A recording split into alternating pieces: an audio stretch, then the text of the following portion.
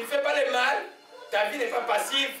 Dieu veut que tu cherches la paix et que tu la poursuives. Amen. Et qu'il cherche la paix avec la recherche. Amen. Une recherche fait quoi? Quand on recherche, on retrouve quelque chose. Amen. Amen.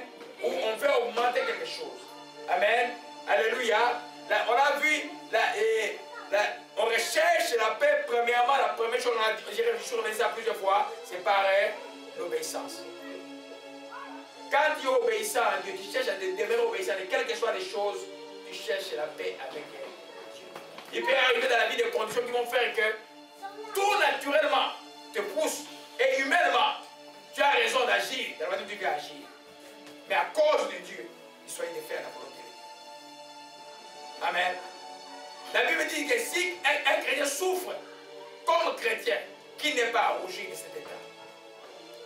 Parce que la gloire de Dieu est sur toi. Alléluia. Amen. On recherche la paix d'abord pour retrouver la communion avec son Père, avec Dieu. Quand il sent la communion brisée, ne laisse pas traîner les choses. Fais comme David, au dénombrement de Samuel 27, 24. Quand le cœur il a senti directement qu'il a mal fait, directement il s'est agenouillé. Même si je crois que peut-être la pétition de Dieu aurait été plus grave si ce n'était pas agenouillé. Notre père David, il est intelligent. Il est intelligent. Même quand il a fait la bêtise la plus grave, là, il est allé vite devant Dieu.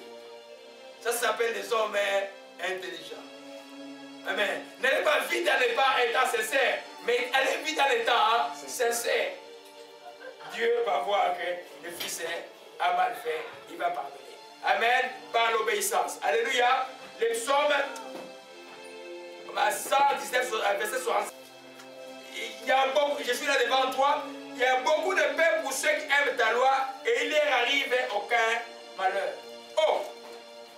Et c'est vrai ou c'est faux? Amen. Il y a beaucoup de paix pour ceux qui aiment la loi. Jésus a dit, aimer sa parole, c'est quoi? Hein? La mettre en pratique. Amen. Ne le bornez pas de vous écouter, mettez en pratique. Aimer la parole, c'est mettre la parole de Dieu en pratique. C'est demeurer dans la parole de Dieu. Si vous demeurez dans la parole de Dieu, il y a beaucoup de paix pour vous. Il vous arrivera aucun malheur. Alors l'ennemi peut venir comme il veut et vous êtes en connexion avec le Tout-Puissant. Amen. C'est-à-dire, il y a certaines choses qui peuvent vous arriver, comme hier, je dis n'importe quoi pouvait m'arriver, pouvez pas m'atteindre. Parce que depuis le matin, j'étais béni dans l'onction de Dieu, j'ai dormi avec ça là. Amen. Il y avait toute la nuit. Et les jours comme ça, l'ennemi peut venir comme un fleuve. Jamais il va t'atteindre. Tu es en communion avec Dieu. Alléluia. Amen. Amen.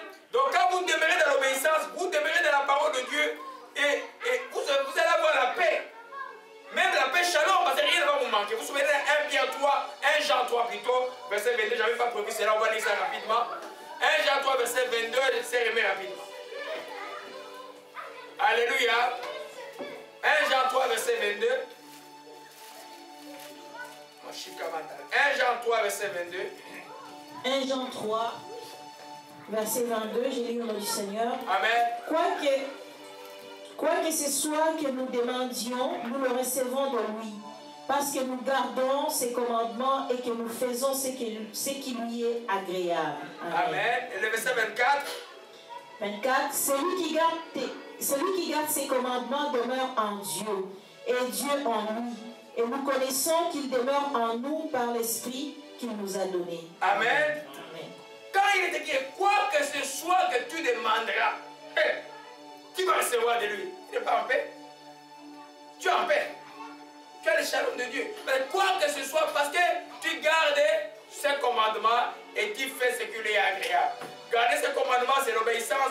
Faire ce qui est agréable, c'est la foi. L'obéissance est la foi. Alléluia. Amen. Amen. Et celui qui garde ses commandements demeure en lui. Que tu es en paix. Un autre texte de shalom que vous ignorez souvent, c'est le psaume 91, verset 1. Celui qui demeure sous l'abri du Très-Haut repose à l'ombre du Tout-Puissant. Amen.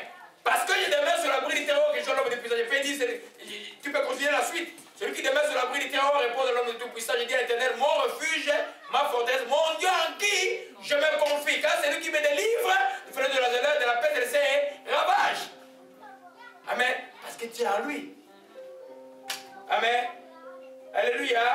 Amen. Amen. Quand tu demeures dans l'obéissance, tu connaîtras la paix. Mais dis-toi, le matin, tu es bien, le soir, tu vas dans les liens secrets, et toi, Dieu ne te voit pas, et puis tu vas chercher. Tu ne connaîtras jamais la paix. Alléluia. Amen. Proverbe 1, verset 33, rapidement, c'est frère Nari.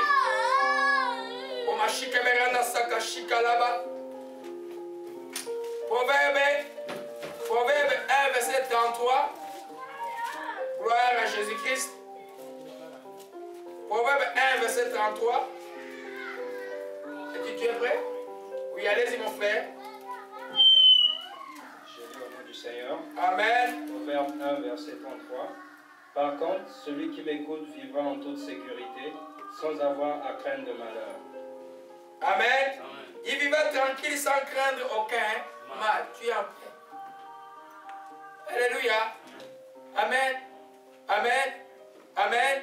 Ça, c'est la première chose qu'il nous a dit. La deuxième chose par laquelle la paix va vous. La Bible dit rechercher la paix. Vous allez poursuivre la paix. C'est par la prière. Par la prière. Amen. Qui parle la langue ici là? Si tu parles la langue que tu ne connais pas la paix, tu as un problème avec Dieu. C'est que tu es paresseux ou paresseuse. Amen. Amen. Parce qu'il y a des fois, tu es troublé par rapport à un poids de la prière. Le poids de la prière trouble. Tu sais comme la paix manque. C'est de la paix de la prière. Si tu ne pries pas jusqu'à l'épuisement de ton fardeau, hey, tu ne vas pas connaître la paix. Tu vas être dirigé, tu commences à attaquer la femme et à attaquer les enfants. Amen. Mais Dieu dit que prie. Amen. Par la prière. Amen. Donc, je vais revenir sur ça après. Amen. Philippiens 4, verset 6 à 5, dit simplement, si je vais le lire rapidement. Amen. Alléluia. Philippiens 4, verset 4 à 6 dit, nous commençons au verset 6. Ne vous inquiétez de rien, mais en toutes choses, faites connaître vos besoins à Dieu par des prières, des supplications, avec des actions de grâce, et la paix qui surpasse toute intelligence gardera vos cœurs et vos pensées en Jésus-Christ. Amen. Amen. Je dois démontrer qu'on recherche la paix par la prière. Parce que quand il sent une inquiétude, ça dit qu'il y a un problème.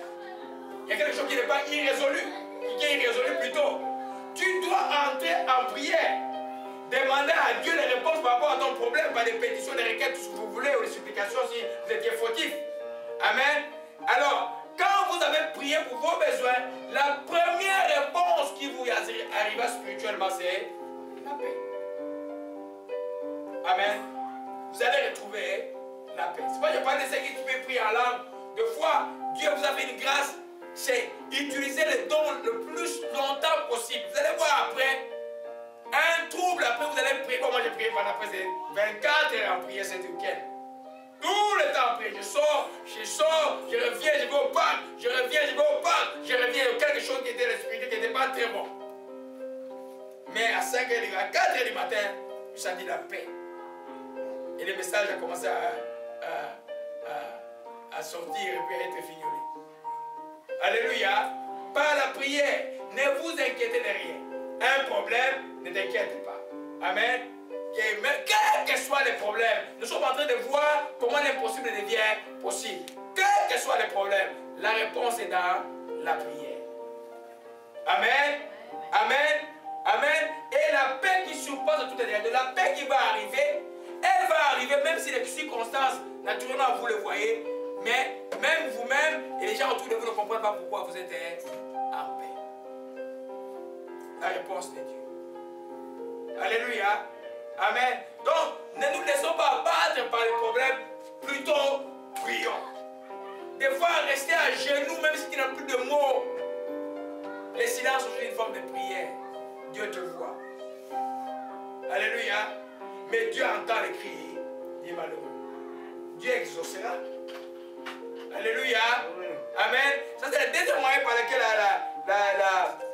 la prière arrive. Amen. 1 Pierre 5, verset 7. Alléluia. Nous sommes en train de voir comment on recherche la paix. Nous recherchons la paix par l'obéissance. Nous recherchons la paix par la prière. Alléluia. Et nous recherchons la paix. Ah non, continuons d'abord avec le deuxième principe, par la prière. 1 Pierre 5, verset 7. Amen. Allez-y, frère Jimmy. Je lis au nom du Seigneur. Amen. 1 Pierre 5, verset 7. Déchargez-vous sur lui de tous vos soucis, car il prend soin de vous. Amen. Il dit quoi? Déchargez-vous sur lui.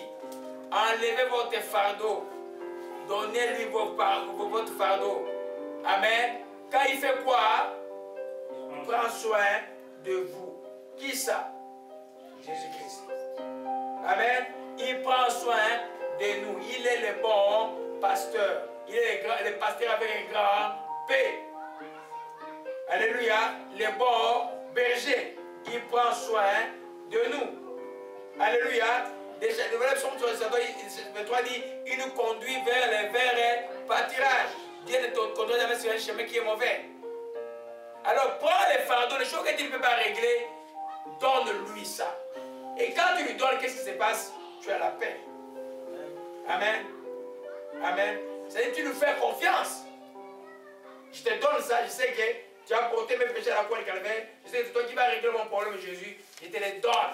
Parce que les problèmes relationnels avec quelqu'un qui ne change pas, donne ça à Dieu. Alléluia. Au travail, un boss qui est très compliqué, donne-lui à Dieu. Mais dis-le. On a prié, vous avez remarqué? On a la salle qui est allée dans la salle de fond là. Vous avez remarqué quelque chose dans la salle de fond? Amen. C'est nettoyé, hein?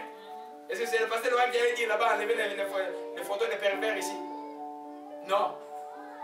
On était là, brusquement, et les homosexuels voulaient se réunir dans l'autre salle. On a prié simplement longtemps. Eux-mêmes ici sont allés enlever et nettoyer. Et je vais vous dire que les gardiens qui étaient ce qui n'était pas normal, il est mort. Vous savez, Dieu, il ne faut pas jouer avec. Je vais entrer dans les détails. Amen. Alléluia. Amen. Amen. Donc votre cœur ne se trouble point. Nous avons un problème. Tu as un problème. Dispose de temps. Parle à Dieu. Même si tu manques de mots, parle à Dieu. Pleure, même pleure. Il dit, il voit tes larmes. Il voit tes larmes. Les larmes des chrétiens ne sont pas rejetées. Il prend les larmes. Ne deviens pas dur. Ne deviens pas rebelle. Ne cherche pas des choses à forcer.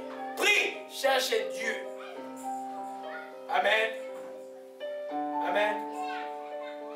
Il brise même les cœurs des méchants. Alléluia. Pour ceux qui croient que la prière est quelque chose de passé, nous croyons que la prière est encore plus actuelle, plus actuelle, plus actuelle.